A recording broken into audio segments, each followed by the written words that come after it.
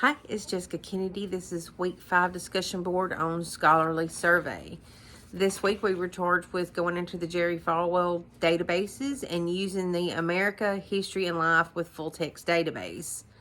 The first article I want to discuss is called Ungood Fellas. It's a 2000 article by George D. DeStefano. In this article, the author discusses the shift of imagery of the mafia within the scope of the film industry, stating that the American mafia only now survives in pop culture representations, and that while it used to generate fear in the public or the audience, it now kind of does a more humor or dramatic theme.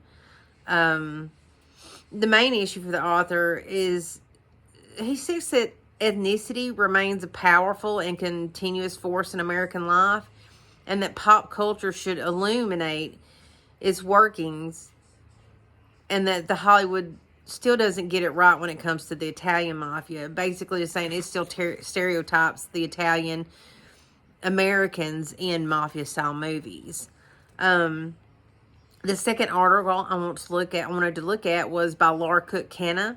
This is a 2016 article called TV Gangsters and the Course of the Italian American Anti-Defamation Movement.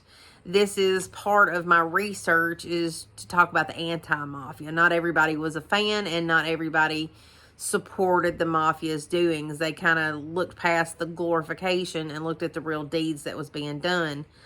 In this, Laura Cook Canna talks about the history of the Italian American anti-defamation movement that began in the mid-20th century to protest television characterization of these fictional mafia characters having Italians' last names and accents, basically using non-Italian American actors, but giving them the last names, giving them the accent, dripping off of the Italian culture just to make their films more successful and really give this persona of what Italian Americans were.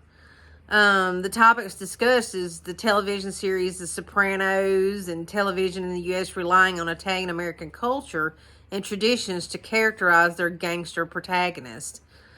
The third article is by Anthony F. Tasso. It's an examination of mafia spectatorship phenomena from the psychological perspective. It's also a 2016 article. This article it was just the abstract, so I had to go in and actually find the article, which I did in Project Muse. I believe that's where I found it in. Tasso claims that whether the voyeuristic admiration of witnessing an automobile accident or refusing to leave one's seat with the promise of a bench-clearing brawl during a baseball game, everyday citizens are regularly stimulated by violence, intentional or otherwise. It just talks about the psychological concept of gender roles and the persuasive drama of mafia profiles. Thank you, and have a good week.